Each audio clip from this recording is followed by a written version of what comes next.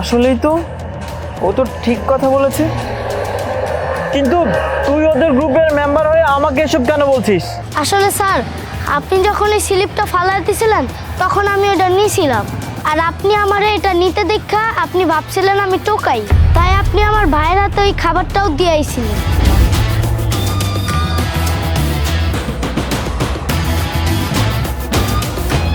এই, তুই ওই টোকাইয়ের ভাই না? এনে তোদের জন্য খাবার এনেছি, দুই ভাই মিলে খেয়ে নিস। আচ্ছা ঠিক আছে স্যার।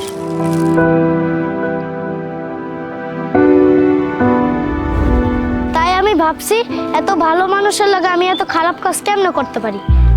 আর আপনার লগে তো অন্যায় করলে আল্লাহ আমার আর ক্ষমা করব না। আমার অনেক বড় ভুল হয়ে গেছে, আপনি আমার মাফ করে দেন। সমস্যা নেই কোনো, উপরওয়ালা সবই দেখেন। আর যে ভালো কাজ করে তার সাথে সবসময় ভালোই হয়, এটা তো আজকে প্রমাণিত হলো। তবে একটা কথা মনে রাখিস, তোকে আজকে আমি ক্ষমা করে দিয়েছি, কিন্তু ওদেরকে আমি ক্ষমা করব না। আমার একজন বড় ভাই আছেন, উনি কিন্তু ক্রাইম অফিসার, আমি ওদেরকে শাস্তি দিবই।